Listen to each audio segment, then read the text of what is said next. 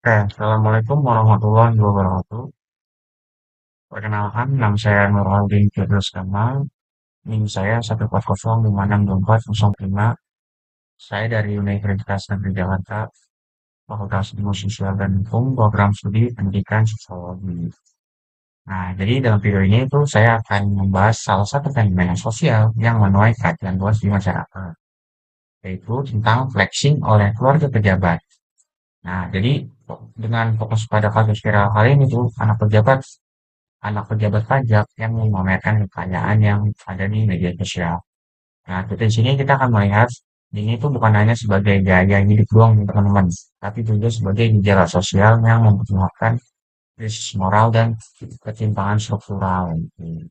Jadi di sini yang pertama saya akan menjelaskan kronologi dan konteks kasusnya ya, teman-teman. Jadi tuh kasus ini tuh terjadi di awal 2023. Ramai tuh di media sosial ditujukan dengan viralnya video Mario Dandi, anak dari Rafael Alun Trisambodo, pejabat Direktur Jenderal Pajak, teman-teman. Nah, jadi dalam akun TikToknya Mario Dandi ini tuh, dia tuh memamerkan tuh ada mobil Rubicon, terus sama ada motor Harley Davidson. Nah, eh, dua simbol kemewahan ini tuh yang gak sejalan dengan penghasilan si pejabat negara tersebut gitu. Nah, kasusnya ini tuh memuncak ketika Mario terlibat dalam penganiayaan terhadap si David Ozora yang pokoknya tuh di mobil gitu kejadiannya tuh. Nah, di sini tuh seorang remaja yang mempengaruhi opini publik. Jadi dalam waktu singkat masyarakat tuh menggali nih latar belakang si Mario dan ini. Ternyata tuh dia kehidupannya mewah dan mempertanyakan tuh dari mana sih asal kekayaannya dia gitu.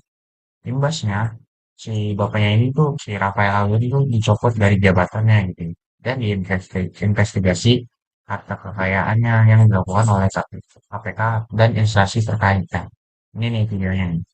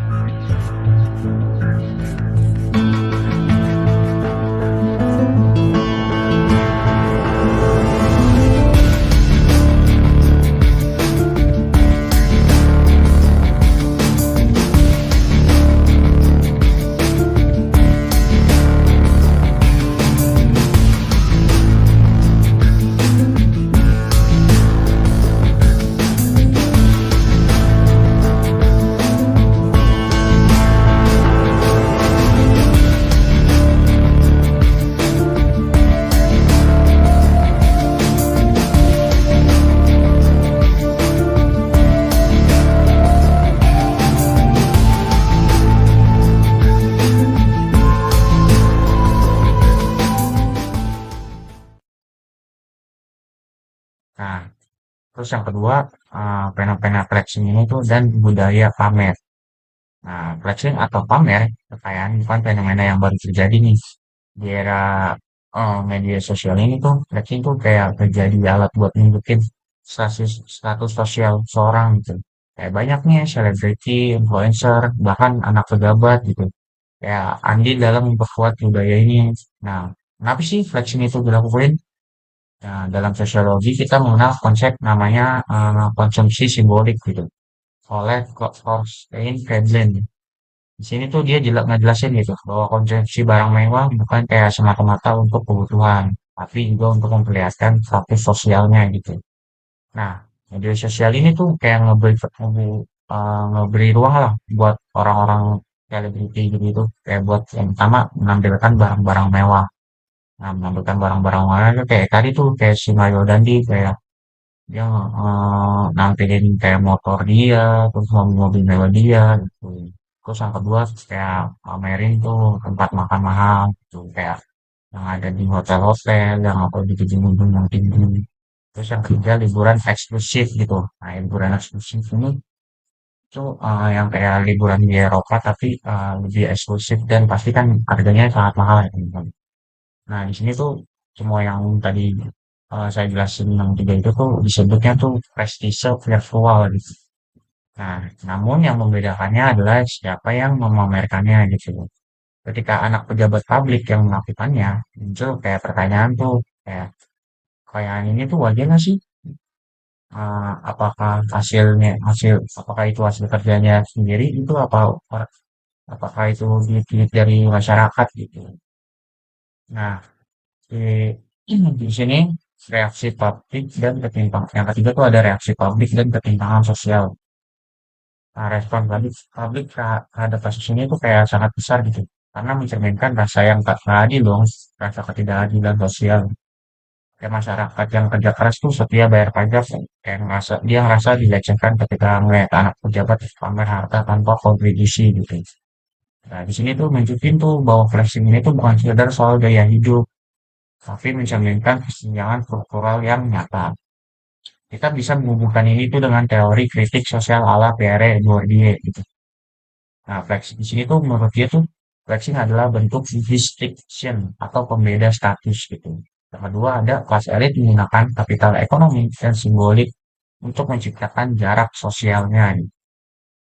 Nah, flexing tuh menjadi bentuk kekuasaan simbolik atas kelompok lain, seolah berkata kami lebih tinggi daripada kalian. Nah, biasanya tuh orang-orang yang merasa dirinya tuh kaya pasti akan merendahkan orang-orang yang ada di bawahnya gitu. Teman-teman. Ya, apalagi si Mario Dandi ini kan bapaknya kan pejabat gitu. Terus pejabat terus dia kaya gitu. Makin-makin lagi tuh sifat dia yang akan merasa dia tuh orang yang di atas. Nah, dampaknya tuh buat dampak psikologis dan budayanya buat buat masyarakatnya ya. Yang pertama tuh bisa menimbulkan tuh tekanan sosial. Tekanan sosialnya itu kayak kita tuh merasa gagal gitu karena kita nggak bisa jadi seperti mereka gitu. Terus yang kedua ada namanya FOMO atau fear of missing out gitu. Di sini tuh banyak tuh masyarakat yang nantinya tuh bakal ngikutin gaya-gaya hidup yang kayak gaya-gaya hidup mereka, tapi biayanya tuh nggak realistis gitu. Padahal tuh kita ekonominya tuh nggak sekaya mereka, tapi tuh kayak kita pengen ikut-ikutan aja gitu. Itu yang dampak yang berbahayanya. Terus yang ketiga ada normalisasi ketimpangan. Dia itu kayak menganggap flexing tuh adalah hal yang kayak biasa dan sah-sah aja gitu. Padahal kan yang mereka lak- yang mereka tuh dapat uangnya tuh kita nggak tahu nih dari mana gitu. Nah, menurut sosiolog Herbert Blumer dalam teori interaksionisme simbolik kayak jelasin tuh bahwa manusia berperilaku berdasarkan makna yang mereka berikan terhadap simbol. Ketika Rubicon, Rolex, dan Villa Bali menjadi simbol sukses, maka remaja mengajar ini sebagai identitas sosial. Jadi kayak pasti kan remaja-remaja tuh pengen mereka pengen kayak idola-idolanya gitu. Misalnya idolanya punya Rubicon, punya Rolex, punya rumah yang tinggi gitu. Jadi kayak dijadikan standar kesuksesannya gitu. Misalnya kita udah si remaja ini sudah mencapai udah udah bisa mendapatkan itu semua pasti mereka akan beranggapan kalau mereka tuh udah sukses gitu. Nah, setelah kayak di sini tuh ada tiga bahaya um, dari pengaburan nilai gitu. Yang pertama, kejujuran akan digantikan oleh pencitraan gitu. Terus yang kedua, ada kerja keras digantikan dengan koneksi. Kayak contohnya kayak misalnya ada dua orang fresh graduate nih, dia tuh mau kerja di suatu perusahaan. Nah, si A nih, dia punya eh, punya skill lah, punya skill buat masuk perusahaan tersebut. Pokoknya dia tuh selalu kerja keras, belajar gitu. Tapi dia nggak punya koneksi. Nah, yang kedua, sedangkan yang pria B ini tuh, dia eh, dia punya orang dalam dari perusahaan tersebut, tapi dia nggak punya skill yang skill yang mumpuni buat masuk ke perusahaan tersebut. Nah, pasti kan harusnya kan yang masuk kan yang si kerja keras ini deh. Tapi karena dia punya si eh, si orang MB ini punya koneksi, dia pasti bakal mudah banget tuh buat masuk ke perusahaan tersebut gitu. Itu yang banyak sih teman-teman. Terus yang ketiga, akhlak bakal digantikan dengan status. Jadi misalnya orang-orang nanti bakal beranggapan kalau ada misalnya orang kaya dengan orang yang miskin gitu. Nah, karena si orang kaya ini punya uang, jadi dia akan memberikan ke orang yang ada di tengah-tengah sini, misalnya orang miskin dan orang yang nggak punya apa, dan orang yang sederhana. Tapi kan karena si kaya ini punya uang, dia pasti akan memberikan sesuatu ke orang yang miskin ini. Dan orang yang miskin ini akan berpihak kepada si orang kaya ini karena dia merasa baik dengan rasa dia baik nih karena udah ngasih sesuatu ke si orang miskin ini. Orang miskin ini bakal nggak percaya lagi sama orang yang sederhana ini karena mereka akan ini selalu akan dikasih suatu barang. Padahal mereka akan padahal mereka tuh dimanfaatkan oleh si orang kaya ini.